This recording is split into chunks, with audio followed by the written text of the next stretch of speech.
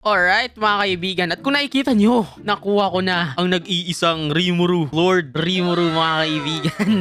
Nakuha din natin ang pinakamalakas na trait para sa kanya. Well, obviously, hindi ito yung pinakamalakas na trait. Miracle is miracle, pero ang dami kasing miracle. May 4 na miracle, pero okay lang yan. Nakuha natin ang miracle. Kita nyo naman sa clip kanina, and napa-evolve na rin natin si Rimuru. Kaya tingnan natin kung ilan ang damage niya. Malungkot lang dito is level 43 yung Rimuru natin, which is really sad in a way, kasi di natin makikita yung final damage niya. Pero shoutout sa mga tao na to. Hello mga lord. So, ang plano today is titignan natin kung alan ang damage ni Rimuru, anong ginagawa niya, at kung worth it ba siyang kunin. Yun nga lang, hindi natin makukuha yung final damage ni Rimuru kasi level 43 lang siya. Pero pa-picture muna tayo, idol. Picture. Ay, iwan na muna natin sila. Mag-showcase na muna tayo mga kaibigan. Dito tayo sa West City para mas mabilis. Alright, shoutout sa inyo. I love you. Thank you. Let's go. Alright, syempre, para ma-place down natin si Rimuru, meron siyang 1,900. Placement cost, hindi siya ganun kamahal compared sa ibang secret units, which is si Kaido at saka si Android 21, na over 2K yung placement cost. Ngayon si Rimuru 1.9K lang. Medyo mura pa nga siya compared kay Odin, di ba? So ngayon, focus natin. Placement kay Rimuru, 3K damage. 4.4 na SPA. Nakakuha din tayo ng SSS sa SPA ni Rimuru. And of course, meron siyang 19 range, guys. Ulit-ulit ko sasabihin, level 43 lang to. So, hindi to yung final damage ni Rimuru. Ngayon, ang pwede natin i-focus sa video na to is kung ilan yung magiging SPA niya. Kasi SSS yung SPA natin. Ngayon, si Rimuru, meron siyang dalawang passive. Yung una niyang passive is the Soul Absorption. Itong passive na to ay bibigyan siya ng 12% more damage boost every time nakakapatay siya ng 5 kalaban. Yes. Ikita nyo itong elimination sa baba. Every 5 nito is 1%. Yes, every 5 nito is 1%. So, kailangan lang natin ng total of math. Ayoko.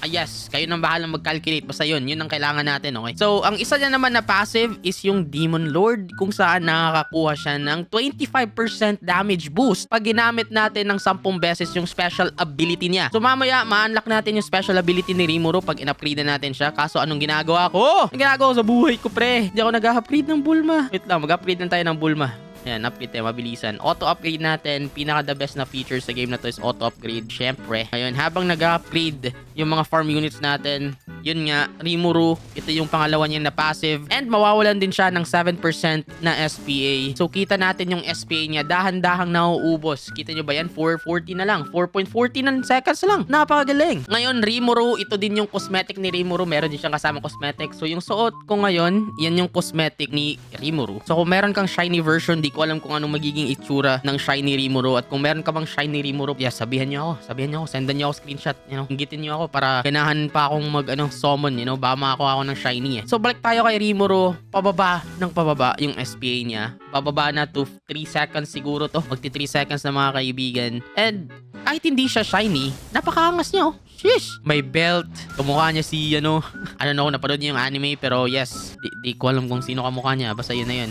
Anyway, Rimuru, una niya na attack is a circle AOE, kung saan meron siyang 2 multi-hit siguro. Or isa lang. I think isa lang. Yeah. Isang multi-hit. Isang beses lang natamaan yung kalaban dito, mga kaibigan. Ngayon, I think na-max na natin lahat ng farm units. Pwede na tayo mag-upgrade kay Rimuru hanggang sa susunod niya na attack form. Ayan, upgrade 2, upgrade 3, and upgrade 4 kung saan ma-unlock niya yung bago niyang attack form, which is yung Hellblaze. Let's freaking G. So, ganun pa rin, tumaas lang yung range niya, kaso naging AOE na siya. Ayun, no? Area of effect na attack. So, ang gagawin nito is magbabato siya ng parang energy pulse, and then mag-i-stay yun sa lugar na yun hanggang sa mawala ito. On muna natin tong damage indicator. Makikita natin, and 5 multi-hits? 5 multi-hits lamang. Napakagaling. Di ko alam kung si Rimuru yung pinakamalakas.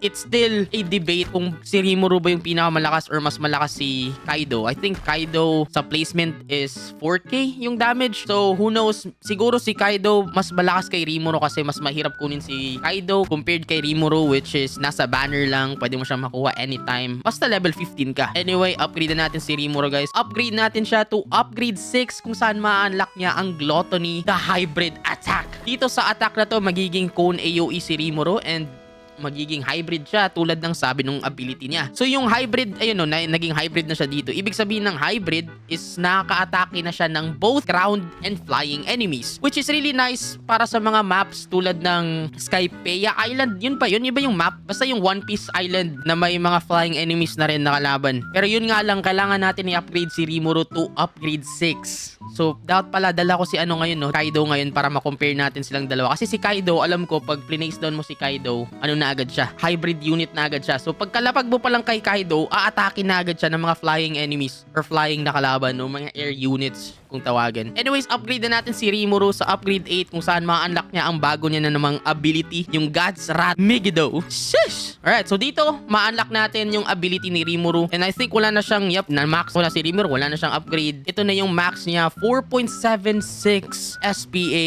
with 38 range. Syempre, 22k damage. Pero yung damage na to, tataas pa to kasi meron siyang total of 25 plus 12 na damage boost pag nakompleto natin yung dalawang passive niya. Ngayon, paano natin makukumpleto yung passive niya? Dito sa Demon Lord, kailangan natin gamitin yung ability niya ng 10 beses. So, gagamitin na natin ngayon isa. Nevermind, busy daw siya. Grabe naman si Rimuru, arte mo naman.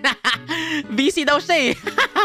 Alright, so ang angas, ayun oh. I think ito yung ginamit niya na na attack dun sa kalaban nila nung sinakop sila. And then, kailangan niya ng 1,000 souls ata or was it 100,000 souls para maging Demon Lord? I think yun yung attack na ginamit niya. Kung napanood yun yung anime. Anyways, yun na yun, na-max na natin si Rimuru. I think pinakamababang SPA niya na to kasi 4.76. So, 4 seconds, 4.76 seconds yung pinakamababang SPA niya. And meron akong SSS kaya di natataas yan. Ito na yung pinakamababa siguro. Yung damage niya, pwede pang tumaas yan kasi level 43 pa lang siya. I am working my ass off para ma-level 50 natin si Rimuru. Para sa mga susunod na video kung saan ikukumpara ko lahat ng mythic units, evolve at non-evolve, syempre, ikukumpara natin yan at ititier natin sila para makita natin kung alin sa lahat ng mga mythic units and secret units ang meta sa larong ito. Syempre, hindi naman lahat maganda. So, kung gusto mo lang i-grind na, kung ikaw naman, kung marami kayong oras sa sarili niyo, marami kayong oras sa paglalaro, pwede na naman i-grind lahat at i-evolve lahat ng units. Pero syempre, para to sa mga taong gusto lang ma-evolve yung mga